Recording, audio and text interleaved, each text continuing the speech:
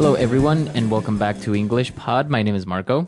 And my name is Catherine. So as usual, we've got a great dialogue for you today. And before we get going, I should mention what the topic is. So Marco, take it away. We are actually having a small fight at the office. Somebody or a coworker is annoying us. So, sometimes coworkers, you see them every day. They're doing something that's maybe getting on your nerves. And you practically live together because you're with each other for 8, 9, 10 hours every day. Exactly. So that's what we're going to be looking at today, some language related to this topic. So let's listen to the dialogue for the first time.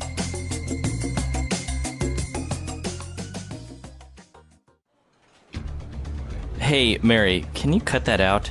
Cut what out? I'm not doing anything. The tapping of your pen on your desk. It's driving me crazy. Fine. By the way, would you mind not slurping your coffee every time you have a cup? I don't slurp my coffee. And plus, how can you hear it when you're shouting into your phone all the time? You've got to be kidding me. You're complaining about me talking on the phone when you go out for a cigarette break 10 times a day to shoot the breeze? Look, we have a lot of accumulated anger from working in these conditions, and it's probably okay to let off steam once in a while, but it's probably not a good idea to keep it up. I'm willing to forgive and forget if you are. Fine. Let's call it truce. I'll try to be more considerate and keep the noise down.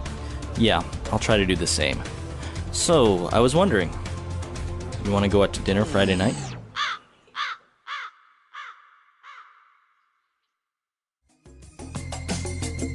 All right, we're back. So, I think this is a common situation, right? So common, this might even be based on our own lives. It is. You may not know, but Catherine and I get into fights all the time. All the time. No, not really. All right. So I think there was some interesting words here, but mostly phrases. So let's start with the words first on language takeaway. Language takeaway. All right, so the first word, as you might have guessed, has to do with eating and drinking. This is called slurping. And to slurp. To slurp. So the noun, the thing is slurping. Mm-hmm. And it's very common with people who eat their food quickly. Like soup. Yeah, soup or, noodles. Or when they're eating soup noodles. Or sometimes when you have a drink and you're drinking it through a straw, towards the end, you're just like trying to get the very last part at the bottom. So yeah, the straw slurps. Yeah, so slurping, some people really can't stand it, and sometimes you don't even notice that you're doing it. No, absolutely not.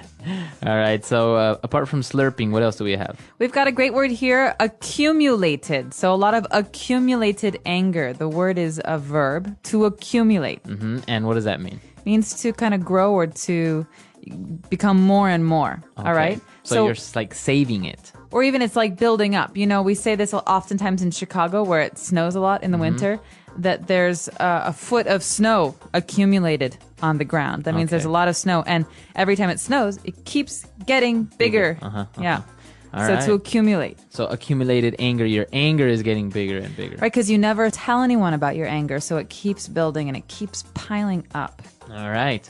Well, towards the end, they said, well, let's call a truce. So they want to call a truce. All right, a truce is another word for a peace. And so this is a way that you can stop fighting and say that you and I have been fighting for a long time. We may not come to a deal, but we'll say truce. From now on, we just won't fight. Okay? Won't fight about it. Mm-hmm. Okay. Brothers and sisters often call truces. Truce. And, well, if you're calling a truce, you're trying to be more considerate. Okay, considerate, like you're saying, is a way to be or a way to act. And considerate often has to do with how you act towards other people. So it's being nice to other people or thinking about other people's feelings before yourself. All right. So if you're considerate, then you are maybe more polite. You think about the other person's feelings before you do anything. Exactly. Or you just say nice little things like please and thank you and I'm sorry. And these things are all ways of being considerate. Very good. All right. So 4 great words on language takeaway. Why don't we move on now to Fluency Builder? Fluency builder. All right, so as we mentioned, this dialogue is very, very rich in a lot of different phrases, so let's start with a couple of them. The very first one and the title of the lesson, cut it out. Cut that out. Hey, Mary, can you cut that out? Right. So you're not actually saying to cut something with scissors or something. No, it's a way of saying, can you stop that? Stop it. Stop doing that. Stop it. Quit it. Okay. Cut that out. Cut it out. So if someone's doing something that's really annoying to you, it's not very nice to say, but you can say, hey, cut that out. Cut it out. Or if someone's doing something mean to someone, like my brother used to hit me, my mom would say, Peter, cut that out. All right. So it is a good mom phrase as well. All right. Moving on to our next phrase. The guy said that the tapping on the desk was driving him crazy. It's driving me crazy.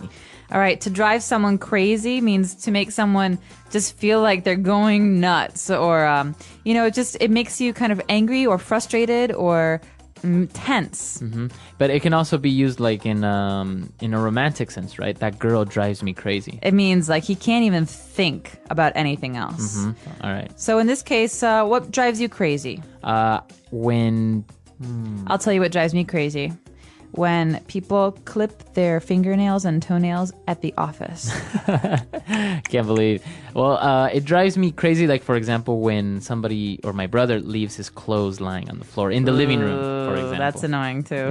Yeah. So that drives me crazy. All right. So moving on to our third phrase. This is a pretty big one, but take it as a whole.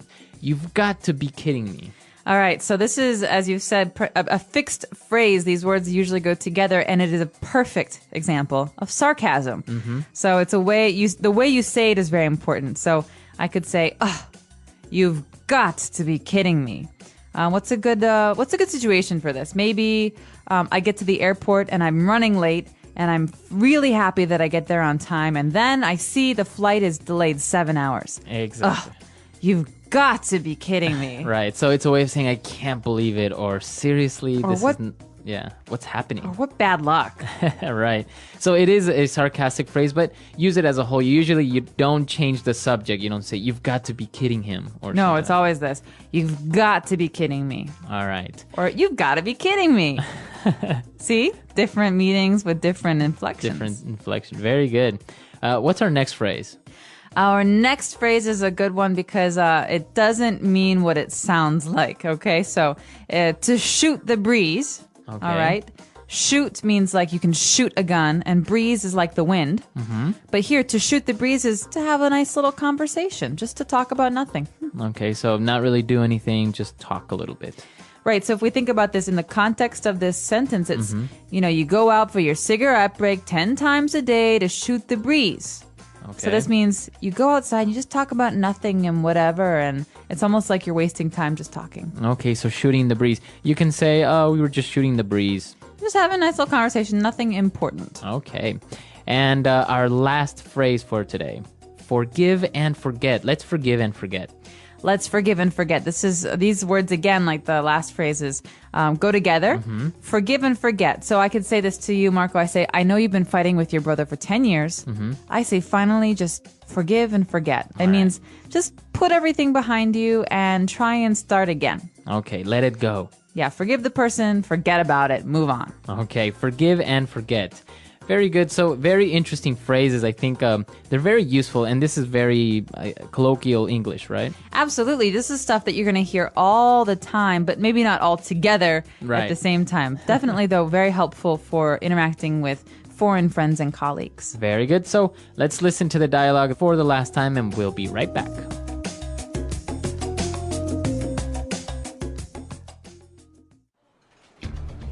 Hey, Mary, can you cut that out? Cut what out? I'm not doing anything. The tapping of your pen on your desk. It's driving me crazy. Fine. By the way, would you mind not slurping your coffee every time you have a cup? I don't slurp my coffee. And plus, how can you hear it when you're shouting into your phone all the time? You've got to be kidding me. You're complaining about me talking on the phone when you go out for a cigarette break 10 times a day to shoot the breeze? Look, we have a lot of accumulated anger from working in these conditions, and it's probably okay to let off steam once in a while, but it's probably not a good idea to keep it up. I'm willing to forgive and forget if you are. Fine. Let's call it truce. I'll try to be more considerate and keep the noise down. Yeah, I'll try to do the same. So, I was wondering, You want to go out to dinner Friday night?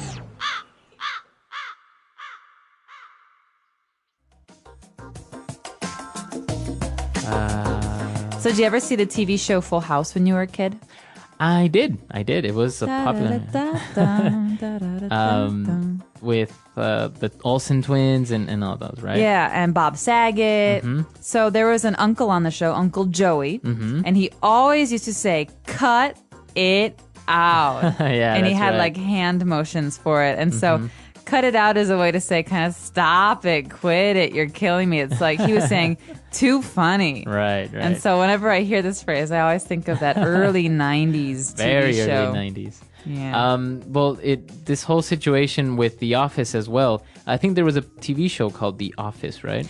Yeah, there was the British Office and then there was an American version. And it's also something about office life and how colleagues get on each other's nerves and they play pranks on each other and everyone's kind of weird. And everyone drives everyone else crazy. Exactly. Yeah. No, it's funny because once you start working in an office full time, I mean, everyone's maybe had a little bit of office experience, but when it's full time, you spend more time with your colleagues than you do with your family. It's really It's strange at amazing times. what makes you crazy, what drives you crazy, and what stuff just doesn't matter. So this is an interesting topic. We really want to hear from you guys. Many of you probably work at an office, so tell us. So come and tell us what drives you crazy, or maybe what colleague is driving you mad. You don't have to use names. You can just use nicknames if you want. Right, so we'll be waiting for you at EnglishPod365.com. Leave questions and comments, and we'll see you guys next time. Yep. Bye, everyone. Bye.